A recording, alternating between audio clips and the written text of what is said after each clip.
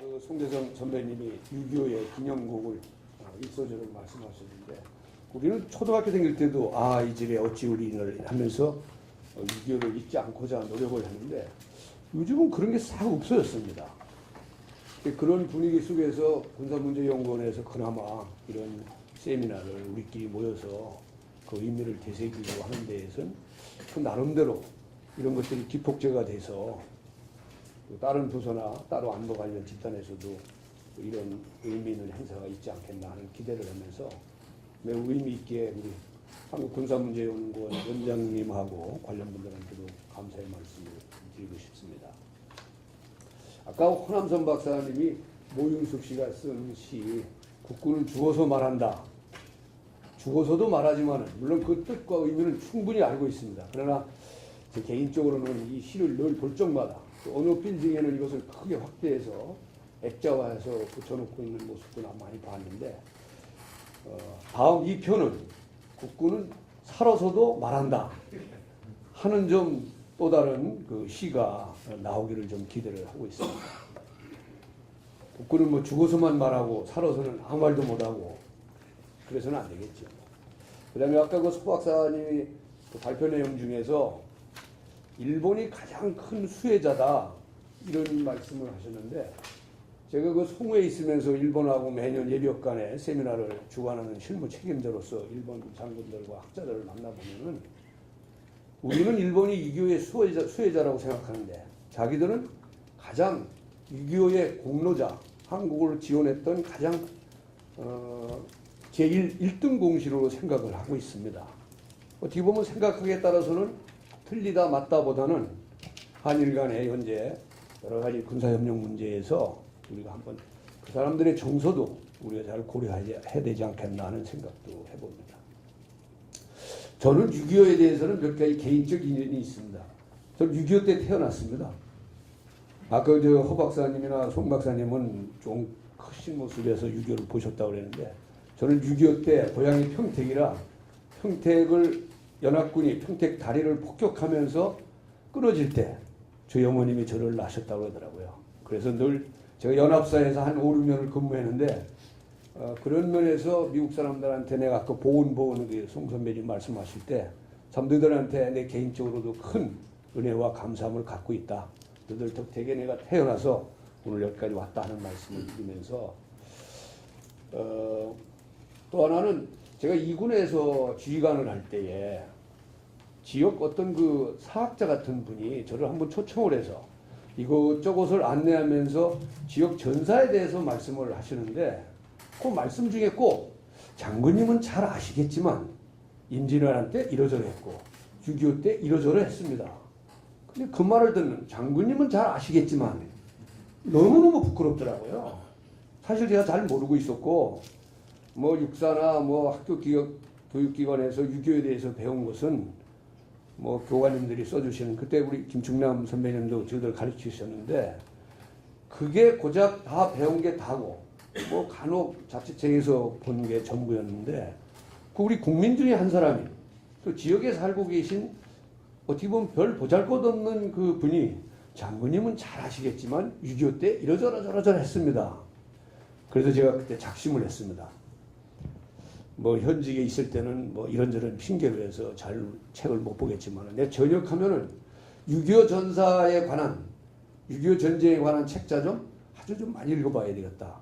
그래서 국방대 총장을 끝내고 국방연구원장 할 때나 지금까지 6.25에 관련된 책을 다른 분야에 관한 책보다는 훨씬 더 많이 읽어봤습니다.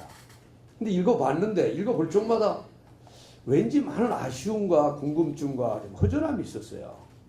그래서 제가 두 번째도 우리 허 박사님 같이 또 송 선배님이나 뭐 김 선배님이나 또 우리 남 교수님 같은 분들한테 제가 부탁을 하고 싶어서 앞으로 6.25 전쟁에 대한 좀 미래지향적 연구 동향이 좀 필요하다.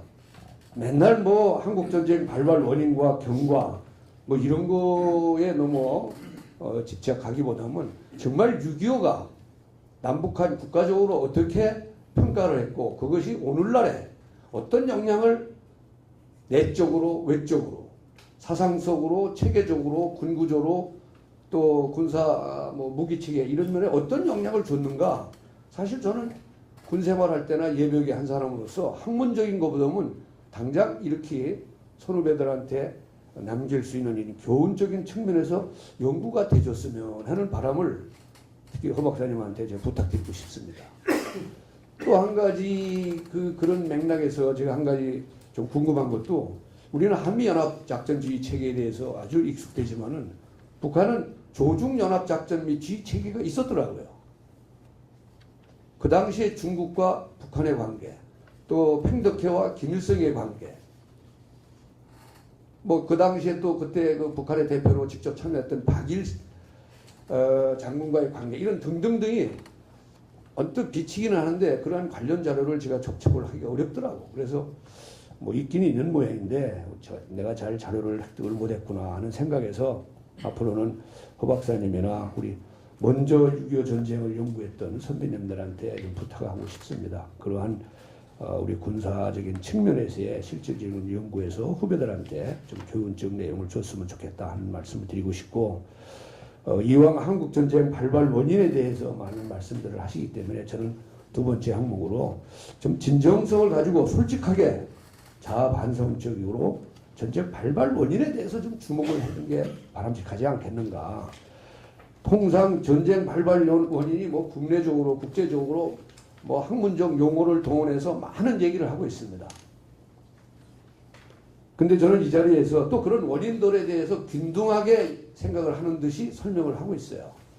그런 면에서 좀 안타까움을 생각하면서 저는 두 가지를 직접적 원인이라고 생각을 합니다. 그 중에 하나가 남북한의 군사력의 심대한 불균형이다. 이거 뭐 다 잘 아시는 내용 아닙니까? 저는 이걸 일부러 자료를 좀 이것저것 해서 정리를 해놨는데 이건 뭐 다 공개된 자료고 아까 허 박사님이 발표했고 그 중에서 축선별로 피하 간의 전력 비율을 보면서 이 정도로 우리가 군사적인 열세가 있었지 않는가. 특히 의정부 축선은 담당했던 7사단은 휴가 병력까지를 포함하면은 7분지 1 수준이었다고 그래요. 7분지 1 수준. 이러한 군사력 불균형 상태에서 어느 누가 남한을 먹고 싶은 충동과 유혹을 느끼지 않겠습니까? 뭐 여러 가지 국제적인 원인을 차치하더라도 이러한 불균형적인 군사력. 두 번째로는 뭐 또 이게 가장 심대한 전쟁 발발 원인 중에 하나라고 저는 생각을 합니다. 좌우 이념 대립의 국내 정세 혼란. 또 이에 따른 한국군의 분열과 전략 약화. 남로당이 군에 침투해서 남로당이 일으킨 여러 가지 사건 사고들이 있지 않습니까? 뭐 4.3 사건을 비롯해서 뭐 14연대 반란 사건이라든가 또 국방경비대 6년대 사건이라든가 이런 걸 통해서 우리 지휘 체계의 문란 이런 등등이 실질적인 한국전쟁의 발발의 원인이 있지 않았는가 이렇게 생각을 합니다. 그럼 그런 원인을 두고 지금 우리 자신의 모습을 아까 송 박사님이 또 많은 흥분하시면서 말씀하셨는데 이게 진짜 흥분하지 않을 수 없는 원인들이에요. 이와 같이 북한에게는 참을 수 없는 그리고 충분한 남침의 유혹이 되었는데 지금은 어떤가? 남북한의 군사력 측면에서는 어떻고 국내 정세라든가 이념 분쟁은 어떻겠는가 하는 측면에서 우리가 우선적으로 이 자리에 계신 이 세미나에 참석하는 우리부터 반성하는 자세가 솔직하게 필요하지 않나 하는 생각을 하고 싶습니다. 또 세 번째로는 한국 전쟁이 남북한에 어떠한 영향을 미쳤는가?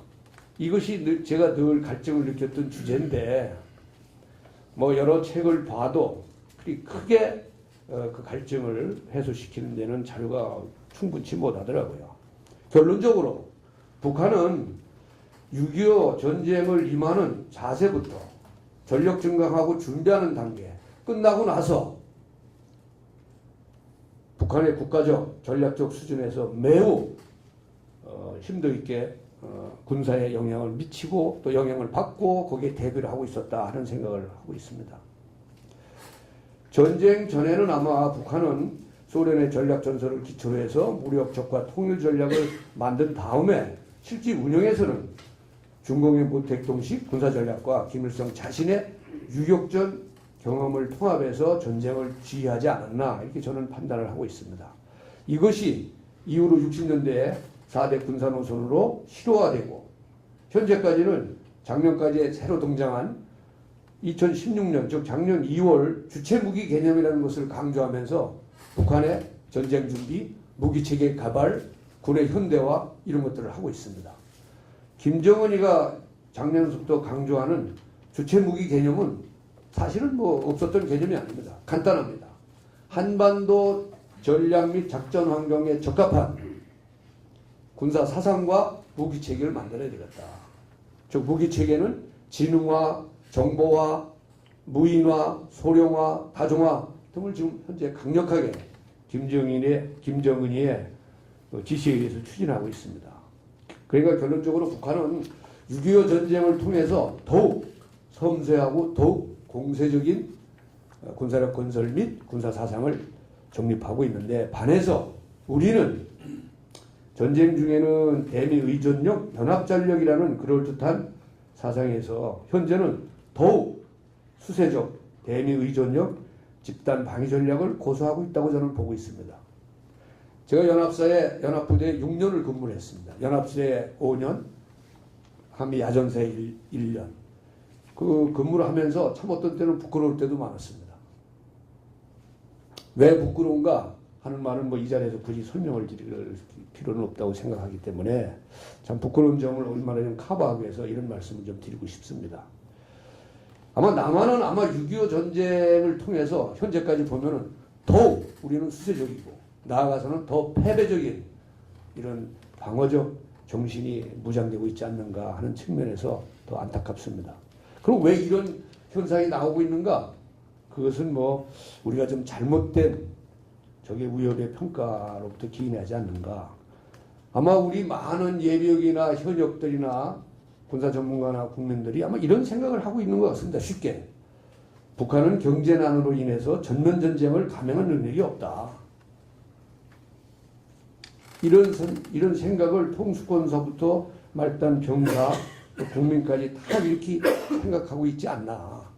그래서 결론적으로 우리는 북한의 실체적 위협을 정확하게 평가하고 여기에 정확하게 실체적으로 대비할 수 있는 우리 능력을 평가하는 데로부터 국방의 모든 것이 좀 출발해야 하지 않나 이런 생각을 좀 강조하고 싶습니다. 북한이 얼만큼 6.25 전쟁을 잘 준비했고 또 전쟁 중에도 어떻게 했고 전쟁 후에도 국가적 수준에서 6.25 전쟁을 비교 분석을 해서 지금까지 오고 있는가 하는 과정 중에서 한 예를 하나 제가 소개를 하고 싶습니다. 아마 여기 여러분들 잘 아실 거예요. 별놀이해라는 것을.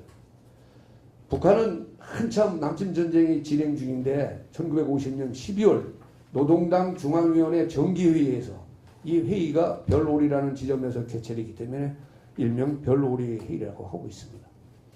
이 회의 때 김일성이가 직접 주관하면서 국가적 수준에서의 전쟁 경과를 분석하고 전략적 반성을 통해서 향후의 군사전략과 군구조나 전략증강 등에 대해서 구체적으로 언급을 했습니다. 그것도 전쟁 중에 6개월 해보고 난 다음에 그 예를 하나 든다면은 예비 전력이 부족해서 자기들이 점령한 남한 지역에 대해서 통제하는데 예비 전력이 없어서 그렇다.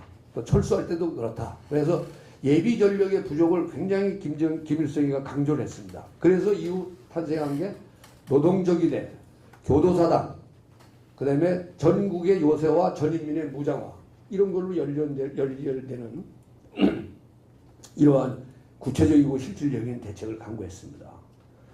또 악조건에서도 성공적인 부대지 및 간부 자질 향상이 부족했다. 그래서 전군 간부화를 강조하고 또 해공군이 열세다 그래서 특히 공군에 집중적으로 투자를 하면서 전력 정강을 했습니다.